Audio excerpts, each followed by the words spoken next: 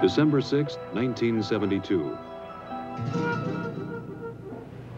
Eugene Cernan, veteran astronaut and commander of Apollo 17. He would be the last Apollo astronaut to stand on the surface of the moon. Dr. Harrison Schmitt, better known as Jack. He would be the first geologist to set foot on an alien world.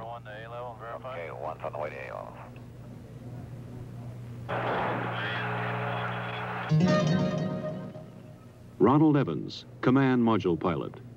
He would remain in lunar orbit, operating a battery of experiments that would take this last close look at the moon. In the year 1675, Sir Isaac Newton was asked by his fellow scientist, Robert Hooke, how he had accomplished so much. "If I have seen further," Newton wrote, "it is by standing on the shoulders of giants."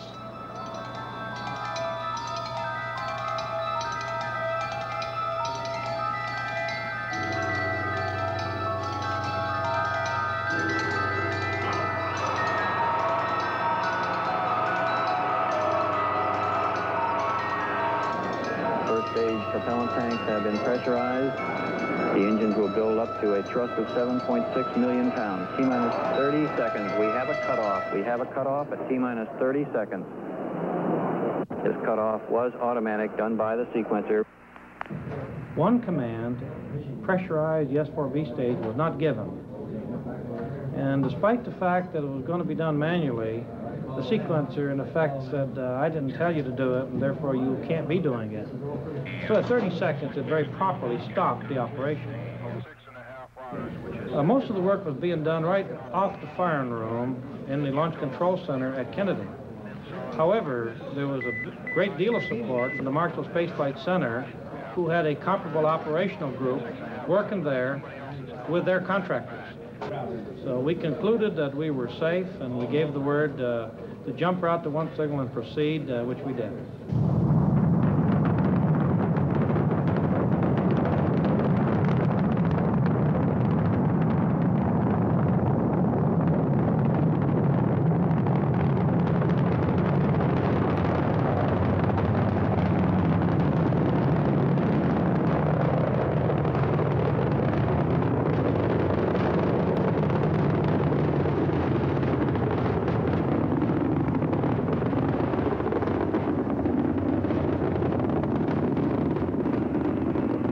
Houston, you are go for orbit. Go for orbit. Those are kind words, Robert. We're go for orbit here.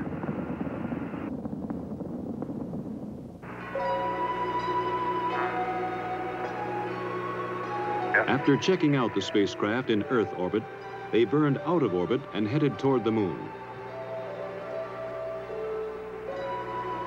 Houston, we're right in the middle of a snowstorm.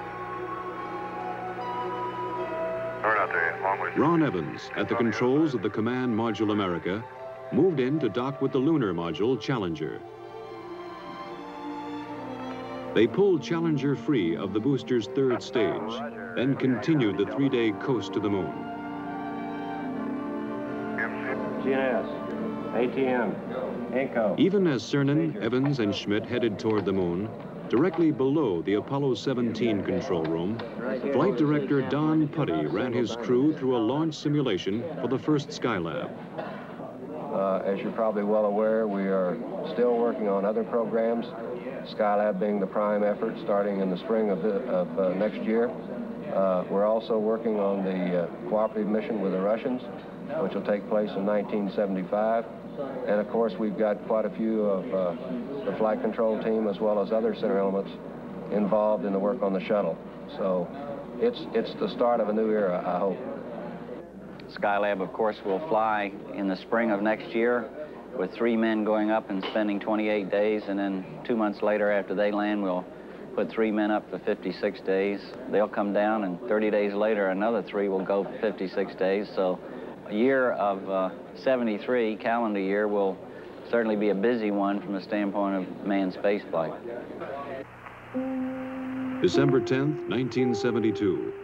America and Challenger went into orbit around the moon. Houston, this is America. You can breathe easier. America has arrived on station for the challenge ahead.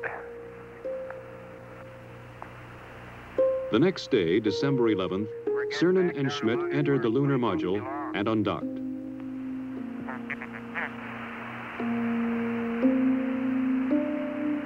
You look just as pretty in Earth light as you do in sunlight.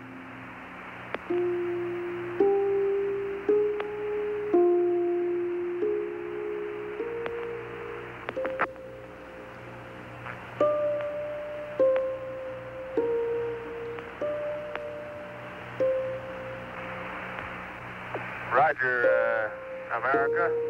Have a good burn. You're loud and clear.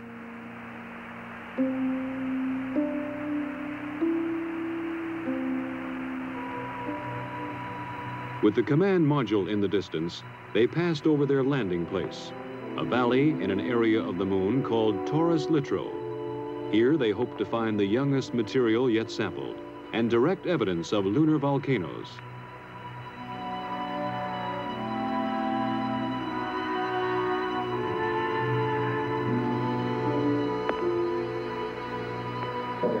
You're looking real good, Gene. Right down the line.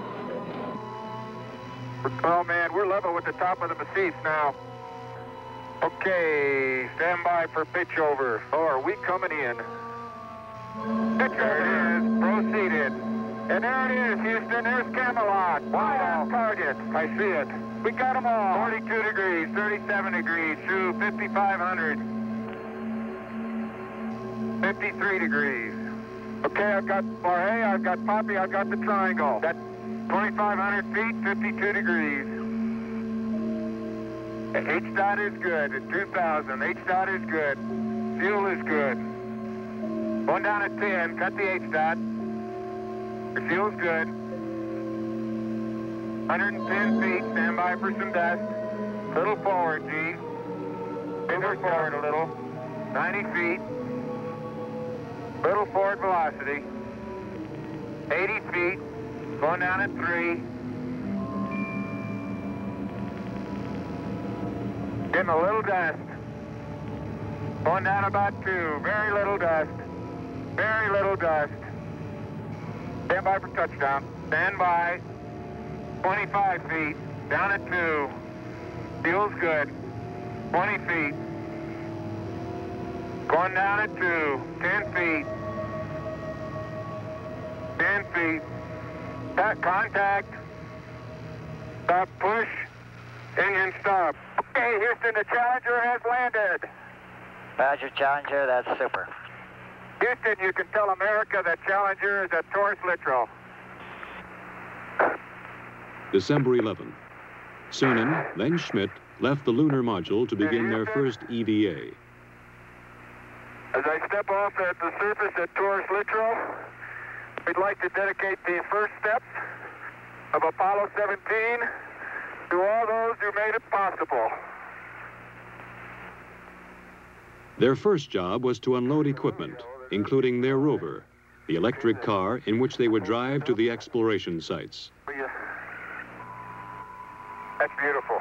This has got to be one of the most proud moments of my life, I guarantee you. We thank you very much.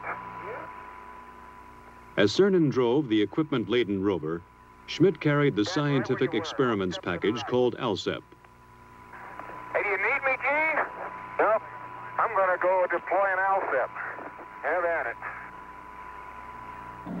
In Houston, scientists in the science support room watched, correlating and directing their movements. Okay, Bob, I've got my tools of the trade right here. As Schmidt set up the various experiments, Cernan drilled a series of holes, both to collect core samples and to implant experimental probes. Well, we're out in the ejecta blanket of Camelot for sure now. Yeah. Man, it didn't feel like this stuff was that hard. No, I'll get it. I knew there was something I needed to do. Get the jack in over here, other side. Let me put some weight here. Not going anywhere. Oh, he's going slowly, Bill. Very slowly. I'm gonna get this thing out now that I got it.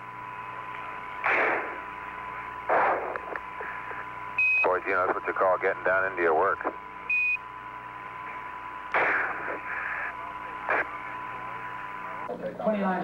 Yeah, that's 29.5 minutes from now, but remember, they left this side a little bit late. There it is. Okay. So Jim, you better make it clear to Parker that we got to pull out. On the moon and on the Earth, they were fighting time now. There are just so many hours of oxygen and water in the backpacks. So many hours of life in the vacuum of the moon. We're up in this area. There you go. Watch that cable. Cable. Oh! Cable. Watch the cable. Cable number one. You know, they're all fixed, Lee. They'll break the whole world before they'll break the cable this time. With the ALSEP functioning, they left the site for a shortened sampling traverse. Well, many parts of the ALSEP are functioning very well. The heat flow experiment is working excellently. It's transmitting back temperature data. The cooling down is still cooling down from the drilling process, and in a few hours they should be starting to get true heat flow information.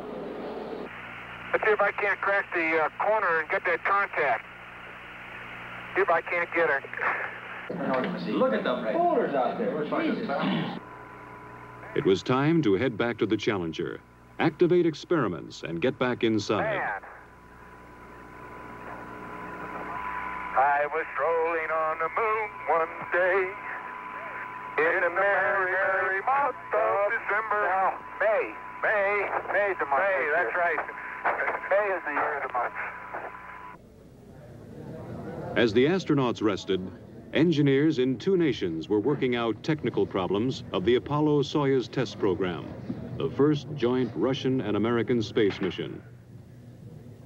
Well, the prime purpose of the Apollo-Soyuz joint mission is to prove out a compatible docking system and demonstrate that we have compatible operational procedures that will let 2 different countries dock in space. I think more than that, it has certainly a symbolic meaning of these 2 large powers learning to work together in space, which I believe are the new seas of mankind, the new frontiers, and work out solutions to problems wherein, although we're very competitive, we can still be cooperative and assist each other. And I think that this Apollo-Soyuz program stands for just that. Oh, what a nice day. Oh, funny, there's not a cloud in the sky, except in the Earth. Think that'll stop the dust, that way? They would have one task before they got to work exploring. The previous day, they had broken a rear fender of the rover. The dust thrown up was causing trouble. Apollo 16 commander John Young had worked that night in a pressure suit on a way to fix the fender. Oh, okay. On the moon, the astronauts put it together. The fender section formed from a lunar map, molded with tape, then held in place with clamps from the Lunar Module Telescope. It was a repair that would last the remainder of the mission. Then Schmidt moved out to place one of several explosive packages which would be detonated after they left the moon, mapping the lunar subsurface, much as earthly geologists explore for oil. Cernan would pick him up in the rover for the drive to the first site on this traverse, Station 2. They're somewhere along this rim where they can see. But they're dropping, Bill, so they must be coming across that thing. We're right where we wanted to be for Station 2, and it looks like a great place. Big blocks. It looks like quite a bit of variety from here. Different colors, anyway. Pretty hard, isn't it? That boulder's going to roll. Man, that is hard. Just don't stub your toe.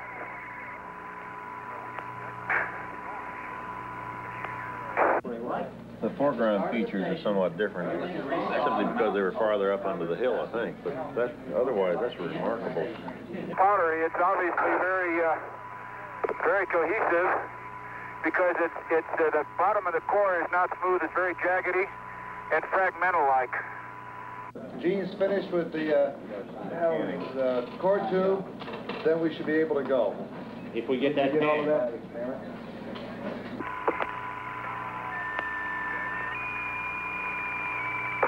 No, dadgummit. Jack Schmidt, having a few problems. Come on. They would sample several locations on this EVA, but none would cause more excitement than the find at the crater called Shorty. Oh, hey! There is orange soil. Well, don't move it till I see it. It's all over. Orange! Don't move it till I see it. I've stirred it up with my feet. Hey, it is! I can see it from here. It's orange. That's the volcanic vent. Somebody unplugged silver. Fantastic, sports fans. It's trench time. Jack, that is really orange. I think it's the most exciting we've come across since the beginning of the Apollo program. I believe that it's going to be the most rewarding of all the finds on Apollo. Light gray material on either side. Oh, man, that's incredible. Okay, Gene, we're going to have to... That's incredible. You need to get a down sun color. There isn't enough time, Tony, to do it no matter which way you want to do it. We need more time. We may have to slip. We have to slip 5 in a little bit. He's getting about 3 centimeters of wax. They got to leave at a certain time regardless of what we got. Willing to give up all the light mantle stuff. They had to leave Shorty Crater and its orange soil and push on. Time, the enemy of the lunar investigator on the moon and on Earth. I can't believe we sampled the whole... I can't believe we sampled the whole thing right on. The precious minutes had run out. Return to the rover, drive back to the Challenger, close out EVA-2. We'd like you to leave immediately. Okay. My golly, this time goes fast. As the last Apollo crew worked on the moon, the engineers on Earth prepared for tomorrow's day in space. I have a model here of the space shuttle. As you see, it resembles a double-wing airplane on top of a propulsion system. The system is going to be designed so all of the costly parts are reusable. Now that we're beginning to understand space, we're beginning to understand the potential, the economic potential.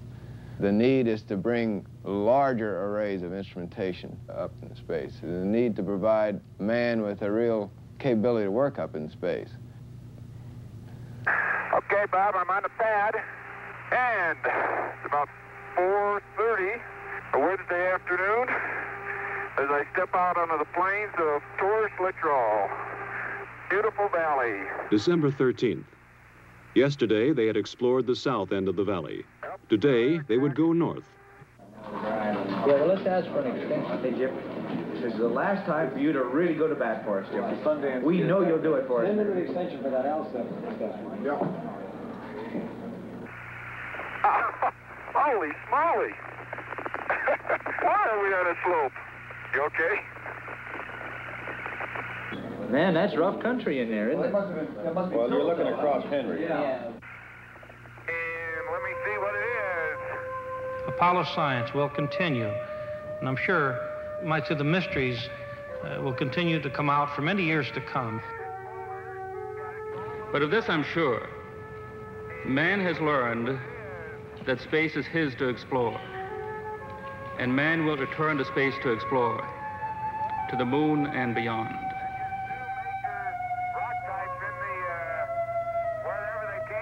I'm firmly convinced that it's changed the whole basis of philosophy, including religion. I don't think that we've begun to see what the era of spaceflight really is. We've got a long way to go, and I hope I'm living when we leave this solar system on a venture to find another planet Earth.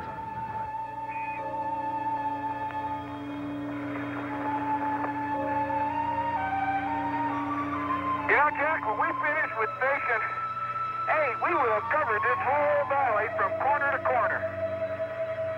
That was the idea.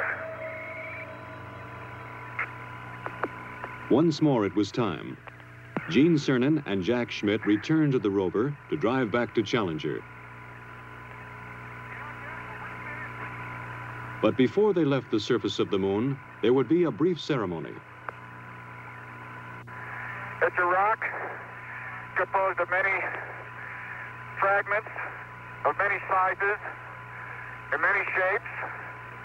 When we return this rock, or some of the others like it, to Houston, we'd like to share a piece of this rock with so many of the countries throughout the world.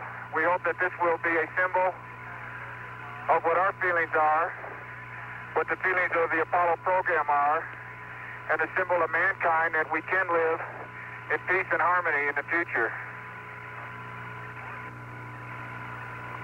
And a final word from the last man on the moon. I'd like to just let what I believe history will record, that America's challenge of today has forged man's destiny of tomorrow.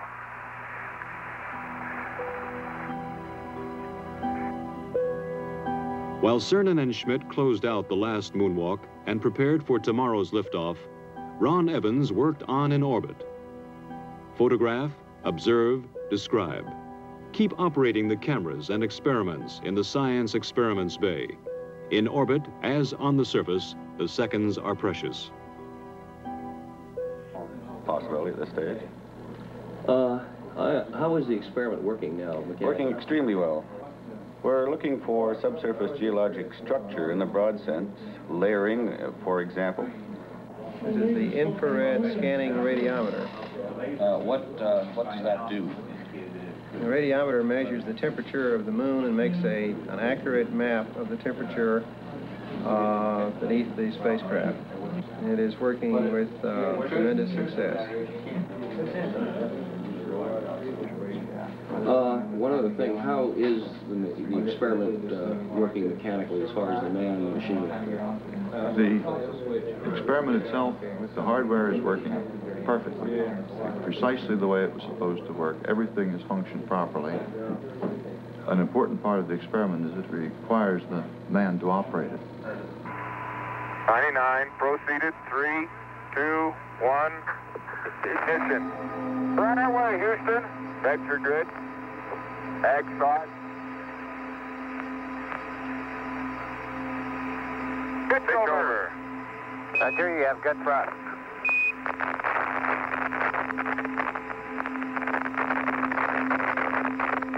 Okay, 30 seconds.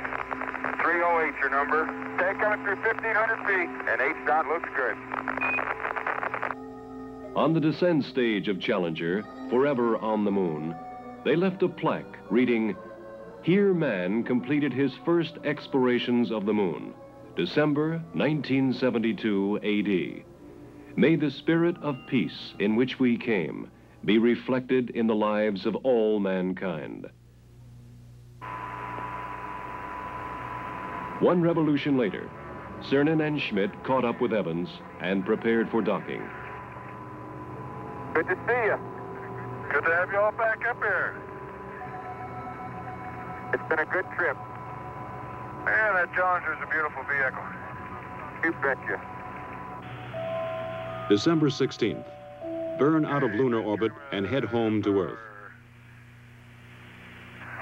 Houston, America has found some fair winds and following seas, and we're on our way home.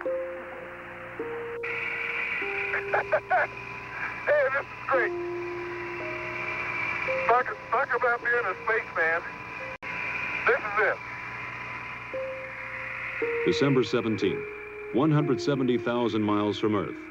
Ron Evans left the command module. Hello, Mom. We see you, Ron. Looking great. Okay. Hey, John, how you doing? Hi, Jamie. Evans was retrieving film canisters from the two cameras and the lunar sounding radar, data vital to the scientists on Earth. And the lesson's in. Before he got back inside, Evans took a last look at the crescent Earth.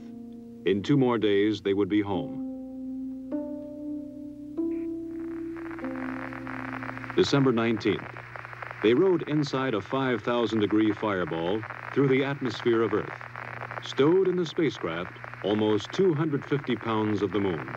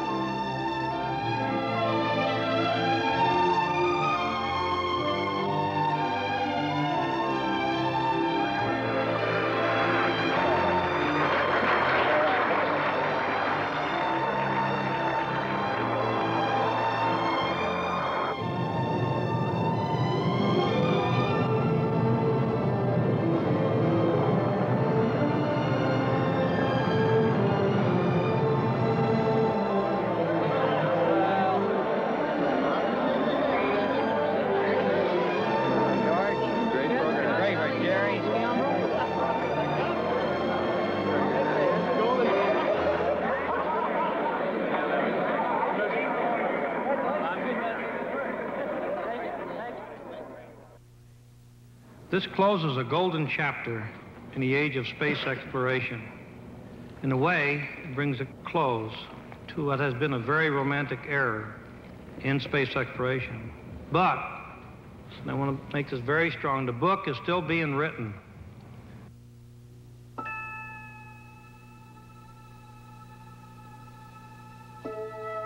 The moon, a lonely world in the absence of man.